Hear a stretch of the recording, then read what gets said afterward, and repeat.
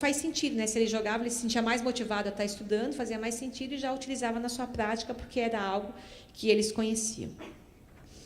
E aí, a gente comparando esse score antes e depois, né, então a gente vê que teve um aumento significativo. Eles passaram efetivamente a utilizar mais os jogos em suas práticas, as suas práticas pedagógicas em sala de aula. E aí a gente também fez uma parte qualitativa depois da pesquisa, que foi ver, então, né, entender um pouco como que essas práticas aconteciam, e aí isso aconteceu com um número menor. Aqui a gente teve 58 respondentes, né, porque era um contexto, uma população mais específica vinculada ao núcleo, diferente do que a gente teve no outro curso de extensão. E aí a gente tem algumas coisas, né, algumas falas daí da pesquisa mais qualitativa que complementam isso, né, que eles vão percebendo que ter estudado possibilitou que eles repensassem as suas práticas, né, que acrescentou muito a frequência com que eles utilizavam. Então, eles vão relatando qualitativamente que práticas e que mudanças foram essas. Porque no quanto a gente constata, mudou, né, aumentou.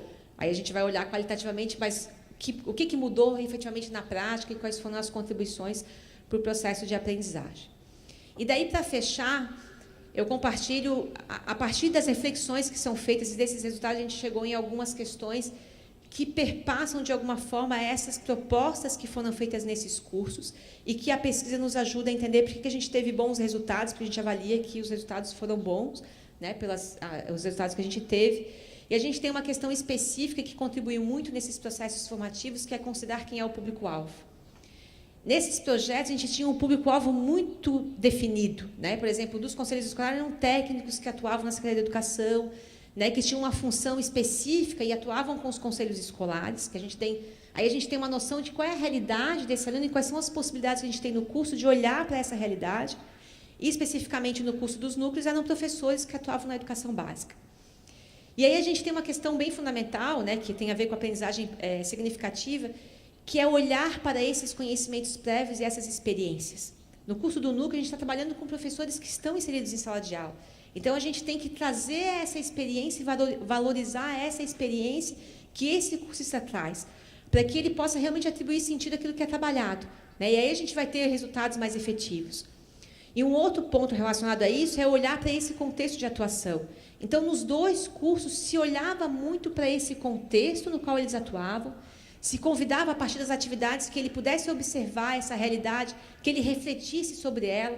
Então, em muitas atividades, principalmente do núcleo de jogos, era convidado com que ele até tivesse um estranhamento em relação àquilo, né? Então, quando a gente, no curso também dos conselhos, pede para que ele olhe, né, e veja como é que estão os conselhos escolares no seu município, tem legislação, a gente provoca ele a olhar para esse local em que ele já está, né, tão inserido e que ele até estranhe, né, que ele cause um estranhamento, para que, ao longo desse processo de apropriação desse conhecimento, ele olhe para esse contexto de uma outra forma, né, e, efetivamente, possa fazer sentido, atribuir sentido a esses conhecimentos que são adquiridos para olhar para esse contexto de atuação.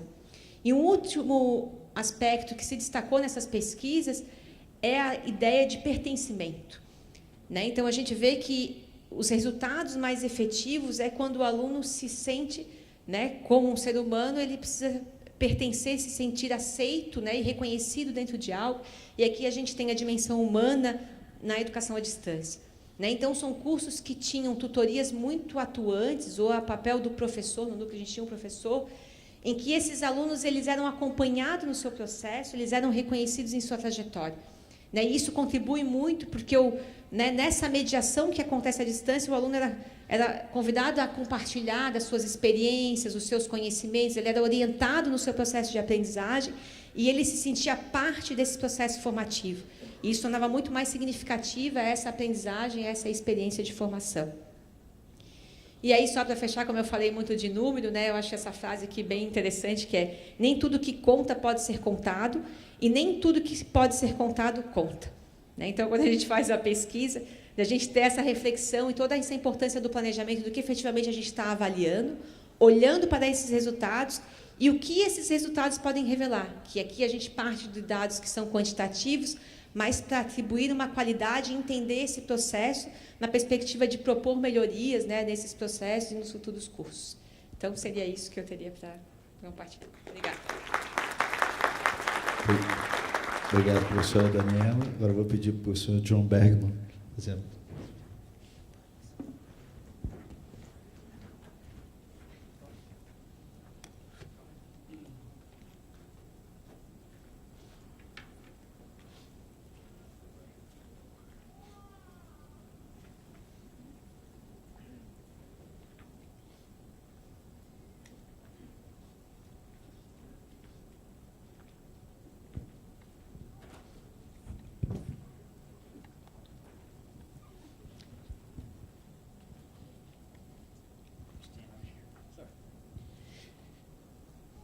Here's a stunning fact to ponder.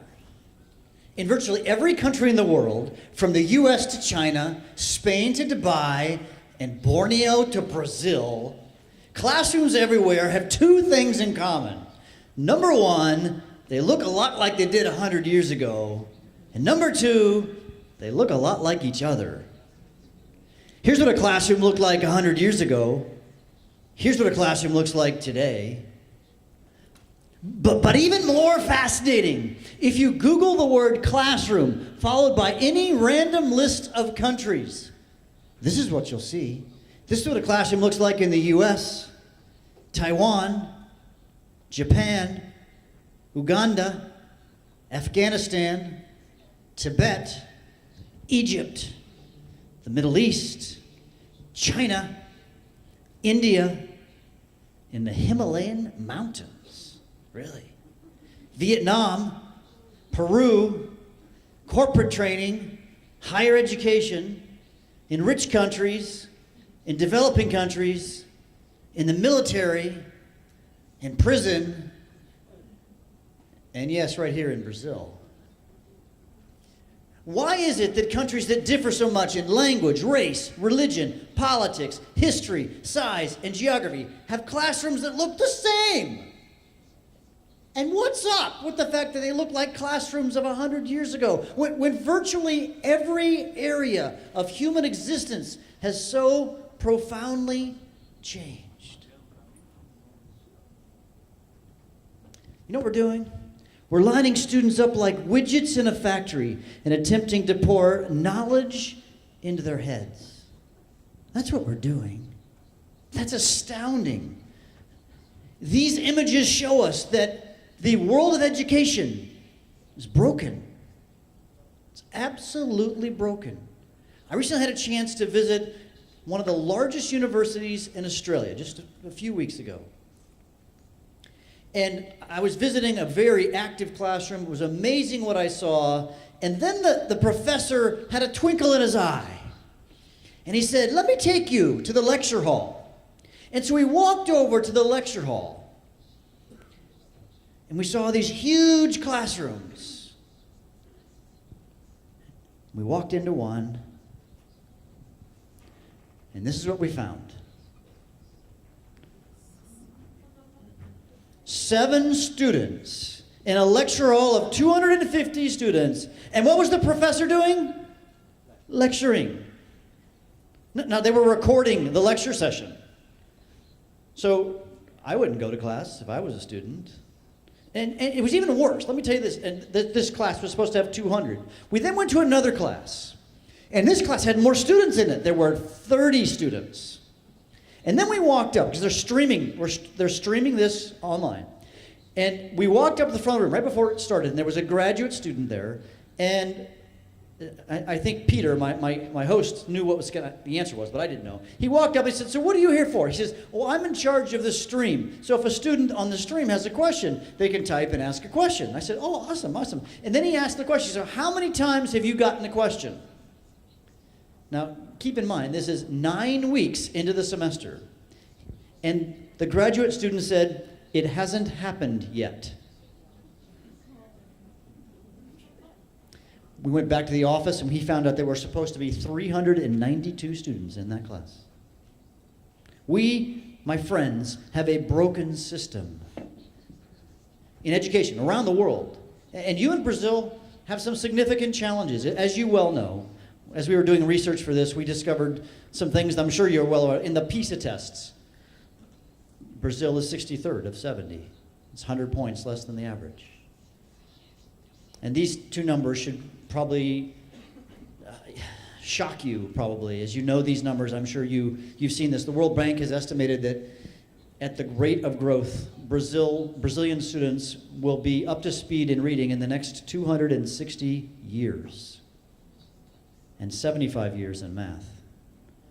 Just statistics that are sad, and you are probably certainly well aware of this, is that the percentage of higher education students in Brazil is significantly below world averages, and it's having an economic impact on Brazil. This is a huge thing, and Inside Higher Education did something, I think, a fascinating looking at a Brazilian education, and the last point is the most. They're saying that Brazil must reflect and act immediately to change this scary situation. They entitled it The Scary Situation in Brazil. But we can talk about gloom and doom, and this is a real big issue, but I think that the people sitting in this room, you and you and you, this presents an amazing opportunity.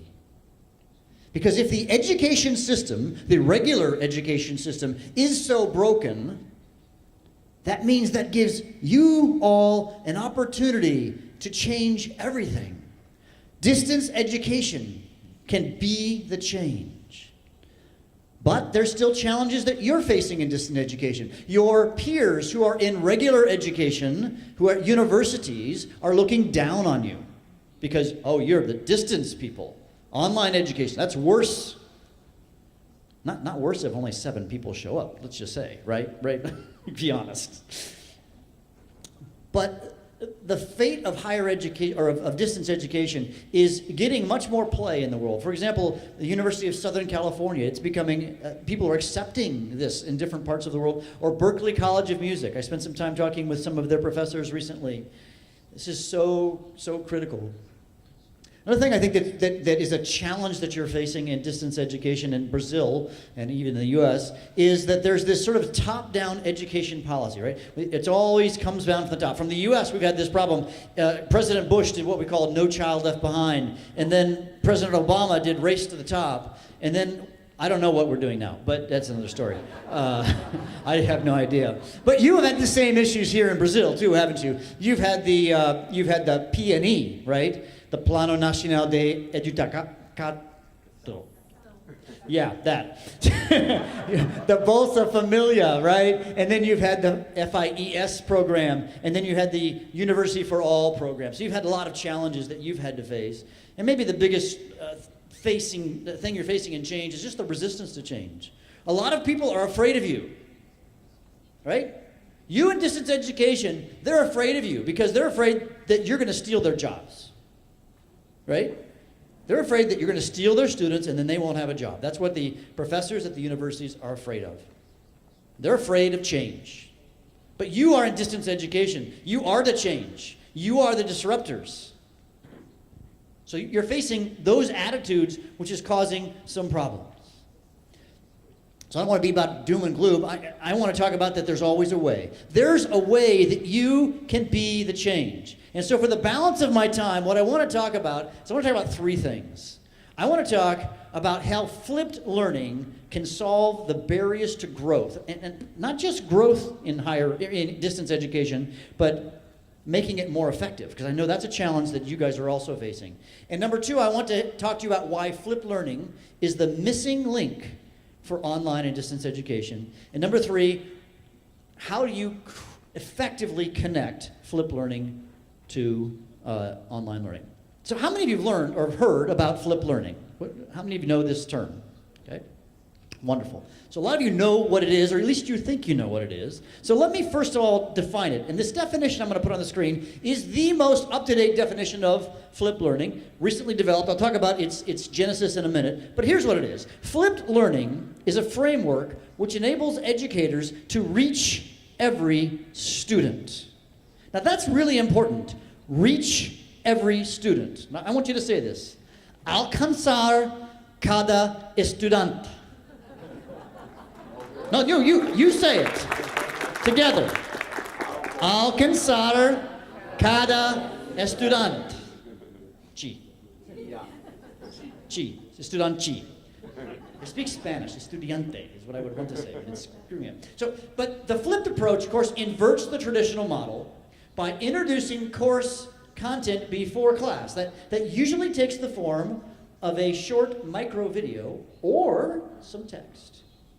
And then the classroom is transformed into an active place of learning, right? And you can read the rest of the definition there. That is the definition.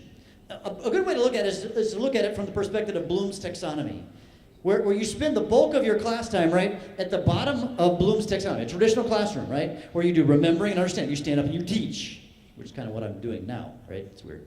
I'm talking about not lecturing by lecturing. Isn't that weird? And then what do, right? And then you have little time left in class to do application, analysis, evaluation, and creation.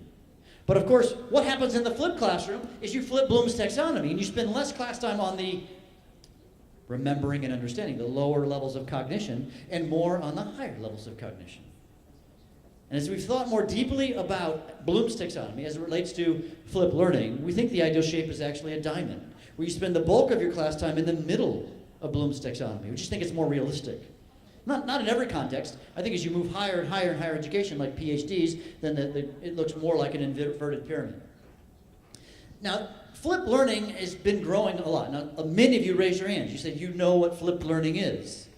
But recently, our team has launched, our nonprofit organization has launched what's called the Flipped Learning Global Standards Project. It was chaired by myself, Eric Mazur, Harvard University, Dr. Carolyn Felkerben from the first flipped university in the world, MEF University, Istanbul, Raul Santiago from University de La Rioja in España, Robin Brinks-Lockwood from Stanford University, and Guojian Huang from National Taipei University of Science and Technology. So it was chaired by those folks, and then we had 100 delegates from all over the world, including Brazil. And we came up with, this is crazy, 187 best practices of flipped learning in 29 categories. 187 best practices in 29 categories. So if you've been flipping your class or utilizing flipped learning in your online program, my guess is you don't know about all these 187 things. So it's time for you to get updated on what those are. Or if you don't know what flipped learning is, if you want to start, perfect time now to start, because we now know what the best practices are. 100 people, 49 countries. It's amazing what we've learned. So I'm just going to share 2 of the 187. That's all. Because you can read the rest of them at your leisure. Here's an interesting thing. One kind of surprising thing is it's important that you ensure that there's a strong link between the pre-class media and what happens in the classroom. That's a mistake we've seen people make over and over and over and over again for years. So it became one of the best practices, one of the 187. And then this one, very important, is that you use a variety of active learning strategies such as project-based learning, inquiry, mastery, genius hour, and peer instruction. Now, I don't want to call anybody out here, but I'm gonna. I was talking with one person here today, or a couple of days ago, and I won't mention the story, but they were telling me about what was happening in their flipped classrooms here in Brazil. And what my friend told me was, she said, well, they'd watch a video, but then really basically the classroom would not really become an active place of learning. And so that's not really flipped learning, just as a note. They might say it's flipped learning, but it's not. Or at least they're not following the best practices. So if you're not doing that, it's time for you to update what your understanding of flipped learning is so that you can do the best practices that we now know exist. Oops. Now, you might say there's some objectives to flipped learning. When we did some research, actually Errol, my partner over here, he looked up and he found some objectives here in the Brazilian press. Some things that people in Brazil are saying negatively about flipped learning. So let's address the 3 things that we found. The first one, and it's somewhat long here, but the flipped classroom appears for now to be more as a useful concept and slogan to help advocate for the consideration of new pedagogical processes and tools than something observed in actual practice. In reality, and in practical terms, what is being observed in Brazilian classrooms is that classrooms aren't being flipped, but students are now more free to move at their own speed. So let's address those. I think there's really 2 things that are happening in this particular statement, in this objection or criticism. Number 1, there's this sense that flipped learning is this thing with the videos. The students are going to watch a video. Now that does sometimes happen. I would estimate 80% of the pre-work is a video. 20% might be some sort of text. But that's not it. You know what flipped classrooms is? It's about the active things that happen in class. Application, analysis, evaluation, creation. And by the way, a class doesn't have to look like this. It can look like this, right? So don't think it has to be in a group space where everybody's like together. It can happen online in a virtual room. Because it's about what you do in the class, like project-based learning, like Socratic seminars, like gamification, you were talking about, right? Like flat mastery, like peer instruction, like collaborative based. This is Harvard Medical School. Folks, do you realize Harvard Medical School has flipped? I got a chance to visit Dr. Richard Schwartzstein's class in April, and it was one of the most amazing things. I wish I had more time to tell you about what he's doing in his class. But the group space, what he's doing during class time was magic. Absolute magic. Second criticism. This is an interesting one. Another criticism is related to a discomfort with the use of a non-indigenous tool, something developed in the United States and then imported into Brazilian schools. All right, so I'm a guy from the US. Am I trying to tell you how to do education in Brazil? No. What I'm going to tell you is flipped learning is happening all over the world. Right? It's happening in South Africa. It's happening in Iceland, in China, in Taiwan, in Hong Kong, in Colombia, in Peru, in Argentina, and in Brazil. It's happening effectively. In fact, you may not know this, but the largest instance of flipped learning is about an hour plane ride from where we're sitting right now. The largest implementation of flipped learning, you know what's happening? Iguazu, Argentina. Misiones, the province of Misiones, Argentina. And they are now in the process of flipping 1,000 schools. These are K-12. 400,000 students. And if you think it's an indigenous tool, listen to the Minister of Education from Argentina, from Misiones, Argentina, when Ivan Aquino said, in flipped instruction, I see an open model that allows us to respect the idiosyncrasies of each school, each community, and each region. And that opening is what will allow consolidating a powerful network of educational projects that will be enriched in the active exchange. All right? So that criticism, yeah, I don't think it flies. Let's start with the third criticism. We'll never get wide support from our school leaders and administrators. And you know what? I'm not going to talk about that one yet. I'm going to talk about the answer to that one a little bit later, so just hold on. So, yeah. So why does flipped learning change everything? It's changing everything for a variety of reasons. Number one, and the most important one, is that flipped learning is leading people to active learning. Active learning is it's the ideal way to teach. And I'm saying that? No, let's listen to John Hattie. John Hattie said, few educational interventions can match the power of active learning when it comes to improving student outcomes. Or let's talk to Yung Zhao. Yung Zhao said, it's time for educators to shift from dispensing knowledge to helping others navigate the world of knowledge on their own. Or Dr. Robert Talbert from the US said, flipped learning is the single most significant educational innovation in the last 20 years. It's as if flipped learning is the easy way to move from passive to active learning.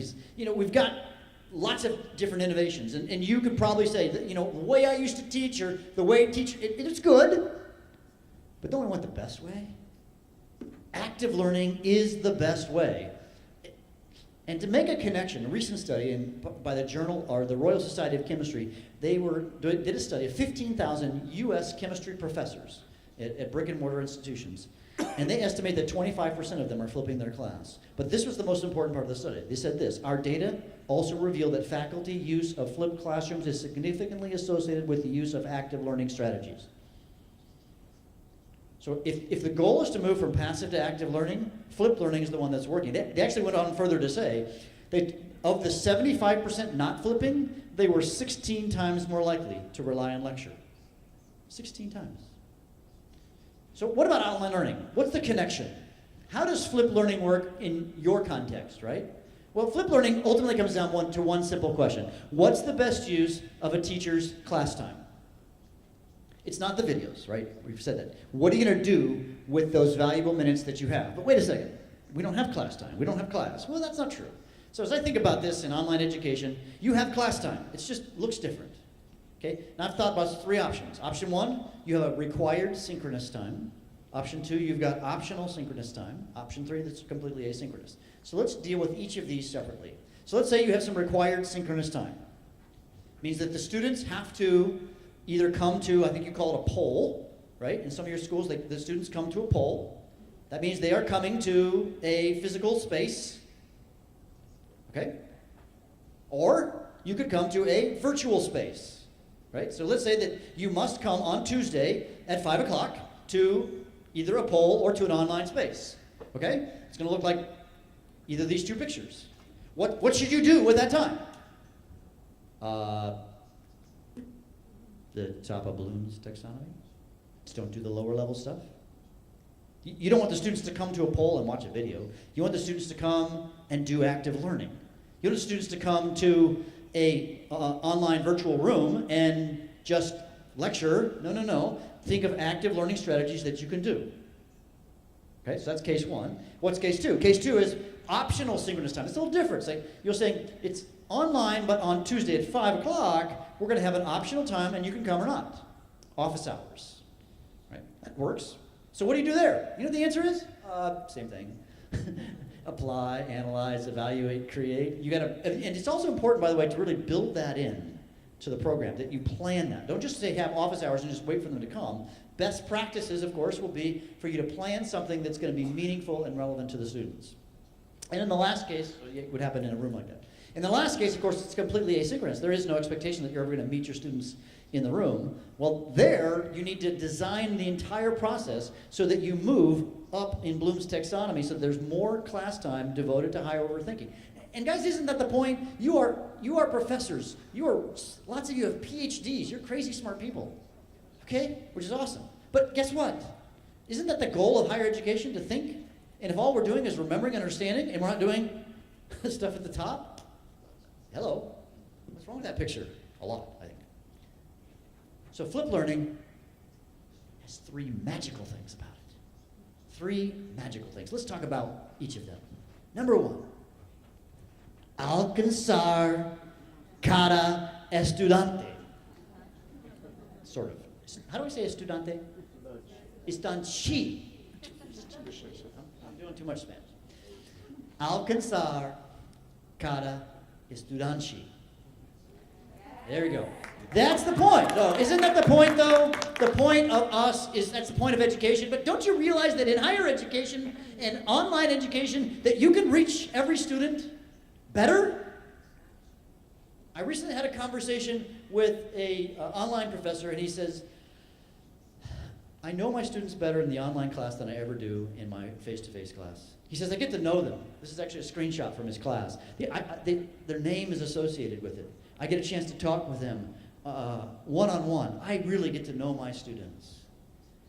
And he actually does something really cool in he has online optional times. He teaches two classes. He teaches them music. He teaches both music for music for film, and also music for composition. So he actually brings the groups together, and what has now happened multiple times is those who are trying to figure out what music to put in their films are hiring the students who are composing music, and they're building films together, right? Because they're seeing how well they work, they know they can keep a deadline, they've already had a lot of interactions with them in the online space, and they hire these other kids to write the music for their movies. I thought it was very powerful. Or here's something really powerful you can do, and anybody can do this, but especially in the online environment. We're going to now watch a short video clip. So we can flip feedback to reach every student. So let's cut to the video for just a second.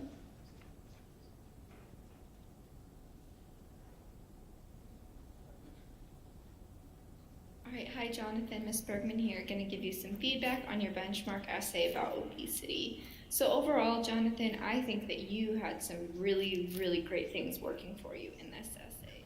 All right, so what she's doing is she's making a short micro video where she's assessing the student's work. Do you see what she's doing? And then she's doing this for each student. And this is how she's giving feedback. See how she can reach every student? So powerful that you can do. It's drawing me in, and it's allowing me to kind of... Yeah, flipping the feedback. So let's go back to my screen now, guys. Perfect.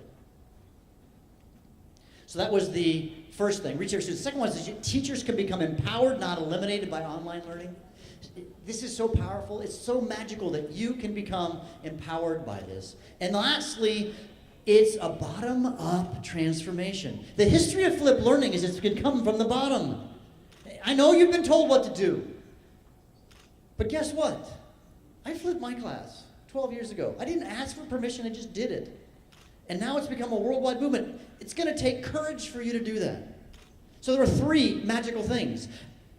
Flipped learning has worked. It's all over the world. It's working for 20 years, 11 years. Diverse subjects from all you can think of. It's at all the big universities, including PUCRS. I'll be back at PUCRS in just a couple of weeks here in Brazil. It's flipping, we talked about, all over the world. There's over 500 research studies on it. It's monetarily growing at a crazy exponential rate. And there's lots and lots of hotspots. It turns out that flipped learning, I said, had 3 magical things. But I lied. There's actually a 4th one. And the 4th one might surprise you. You know, I've heard this a lot of times. There's no magic bullet in education. You ever heard that? There's no magic bullet? Guess what? They're wrong. There is. There's a magic bullet. And flipped learning, I completely believe, is the magic bullet. It will solve the biggest problems in education in the world. It is solving the biggest problems in education in the world. It is the magic bullet. It will change everything. It will change everything. And it is the perfect match for flipped and online. You marry the two, and you've got a powerful combination. It's absolutely powerful. So here's some takeaways. I know I'm running out of time. Number 1, you need to know, though, the best practices for effective flipped learning. That was the 270, whatever it was, the number of 187 best practices. Number 2, you need to learn how to effectively connect flipped learning to your online program. There's not enough time for me to talk about how that works. I could at some point. And you need to learn how to drive adoption of flipped learning from the bottom up. That's the part that's going to take the courage on your part. Because we know flipped learning works. You know how we know?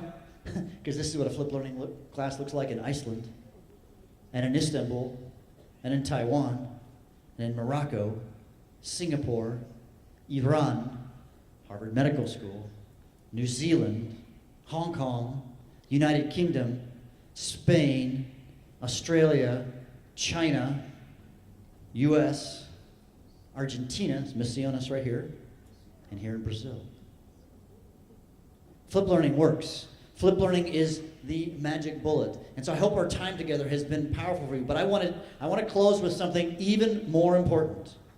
The most important thing I'm going to say is our team, and I'm announcing right now, this very moment, our team has started, we're announcing that we're going to launch the Flipped Learning Brazilian Initiative right here, right now, at ABED. We want you, thank you. We think it's time. Not only is it time, but you're the right people, right? Because you are the disruptors of education in Brazil. That's who you are. We've been working in Brazil, by the way. Last year we did FlipCon Brazil in Sao Paulo a year ago. And then we've already signed an agreement with PUCRS. And we've, that's PUCRS, with Gen Grupo. And we're doing some work with PUCRS University. We're also working with Polytechnic Institute of Portugal. We're expanding our international faculty in Brazil. We have an international faculty and then the global standards. In fact, I want to invite you to an event. We have an event coming up November 13th, and we're going to launch the global standards in a big way, and we're going to stream it